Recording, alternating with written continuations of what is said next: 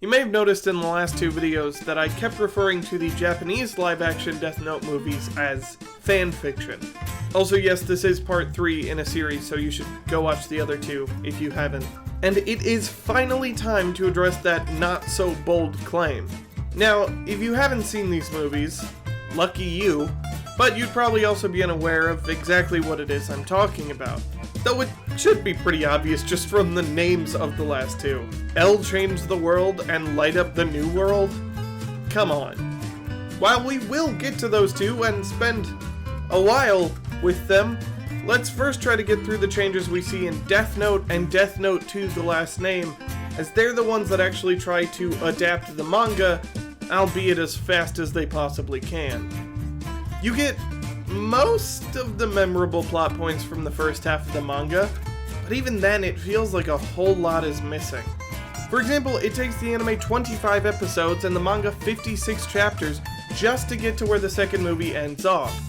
That's over 8 hours of screen time for the anime compared to the movie's total of 4. To try and make things simple and to get through these two as quickly as they try to get through the manga, let's briefly cover the most major changes these movies make. First off is the fallout of Ray Pember's death. However, instead of not seeing his fiancée like in the TV show, we see arguably too much of his fiancée. The bus jacking is just about normal, minus Light just outright confronting Ray at the start, and Ray even does the whole train scene before dying at the station. Except this time, Naomi actually trailed Ray to the train after realizing he was acting strange, and goes about her investigation after watching him die. Instead of trying to take her information to the investigation team, Naomi decides to confront Light twice, once while gathering information, and once while fully suspecting him of being Kira. And here we have the weirdest change in the first movie, and the one that is single-handedly responsible for removing the most scenes from the original. This second confrontation involves Naomi taking Light's girlfriend hostage and forcing him to come meet them at the art museum. Convinced that Light has to be Kira, she holds the two at gunpoint and tries to convince the onlooking investigation team of Light's true identity. It's here that Light's girlfriend escapes before taking a bullet for Light and dying while Naomi commits suicide.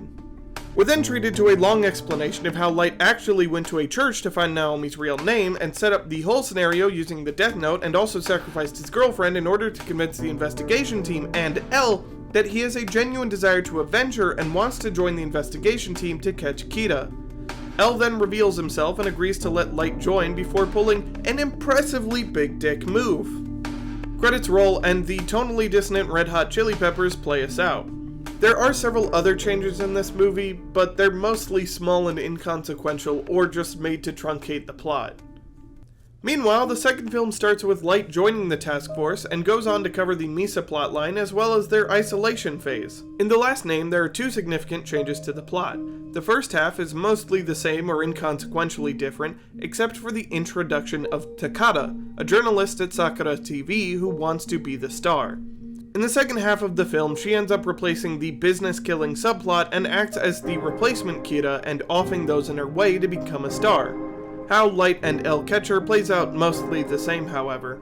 I'd say more about this plotline, but honestly it's just kinda boring. The final and by far the biggest change is the very end. So, spoilers. As you could probably guess, there's no way they could introduce and go through Nier's story, so instead we're treated to what will become a recurring theme in these movies. Ooh, look at how smart and cool L is. Oh, he's so smart and cool. Look at him. Ooh. Things play out as they should until Rem kills Watari and L. Light goes on to write his own father's name to one of the death notes and uses it to have Soichiro bring Light the other note.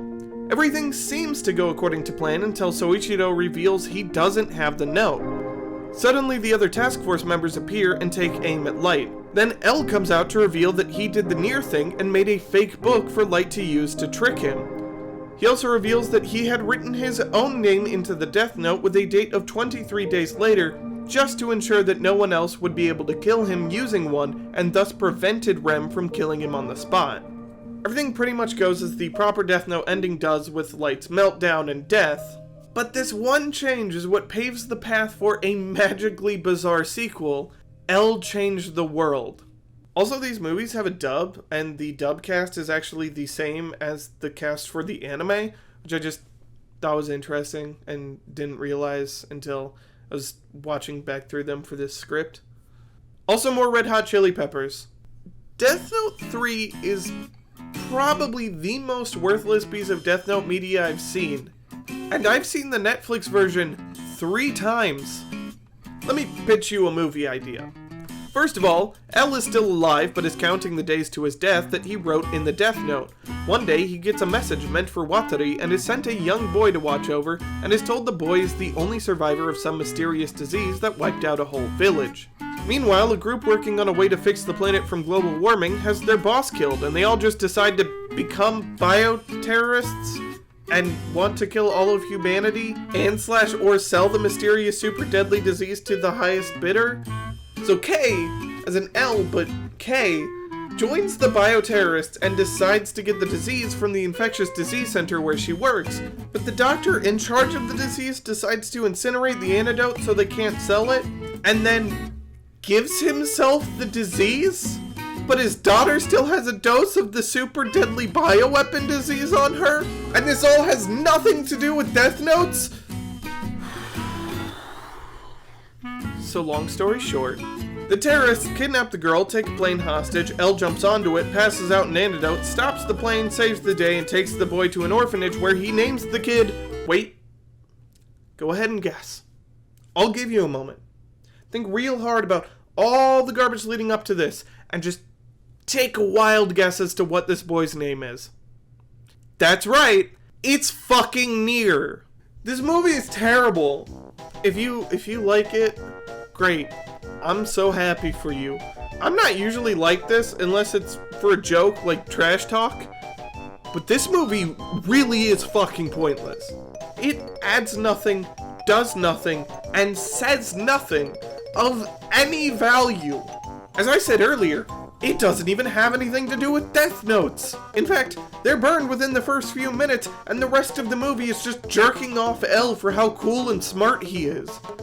But let me tell you, none of that holds a candle to the 4th film. Would you believe me if I said that there is an official Death Note movie featuring 6 Death Notes, a new Kira, and, I shit you not, L's clone? Well, welcome to Light Up the New World, the most blatant yet official piece of fanfiction I have ever seen in my life. But before we get to that, I feel like for completion's sake, I have to acknowledge Death Note New Generation, the Japanese exclusive 3-part miniseries that takes place before Light Up the New World and has not been translated by anyone that I can find. But it also seems that it shares the name with the Korean release of the actual movie. So if you find a subtitled version of Death Note New Generation, it's probably just the Korean subbed version of the movie. Either way, I did actually watch it, and I think I got the gist. Honestly, it's not really worth going over outside of the fact that you do get to hear Nier's voice for a bit, and there's a Watari-esque woman who speaks English. But since I could only watch it on Japanese Hulu, I don't have any footage of this, so... oh well. And if you're gonna comment like, oh, just OBS screen record the whole show, no. No. No. I don't want to do that. Back to Light Up the New World, I think the perfect way to describe watching this piece of media was perfectly summed up by my friend Ava. Light Up the New World is a capital M movie. And if you don't understand what that means, allow me to give you a quick plot synopsis, and I think you will. But before I say the next part in a comedically mocking tone, I would like to make it clear that I do think this movie is a banger and is well worth watching, whether ironically or not. Anyways, 10 years after the death of Light Yakami, the king of the Shinigami world thought that Kira was so cool and had such a huge murder boner that he decides to send 6 more Death Notes down to Earth to find the next Kira. With this new string of Kira murders, the task force is reformed, featuring a new eccentric detective who is actually L's clone? That's right. Also, he has a Death Note, but refuses to use it. Meanwhile, another guy is trying to collect all 6 Death Notes because he thinks he's working for Kira, but knows it's a fake Kira, but the real Kira was actually our main cop boy all along? Because the original Death Note did the memory erasure bit, so we have to too. I don't know what to say about this movie. It's somehow just a boiled down version of the original story, while also being really fucking weird. And I didn't even mention Light's kid, because apparently while being under suspicion of being Kira, Light was able to fly to America and sire a child to take over for him one day. And did I mention L's clone? Because I feel like I can't mention that enough. And that ending, I won't spoil it because I need you to go see it for yourself. Honestly, I'm not sure whether I love this movie or hate it. It's incredible while also being so mediocre.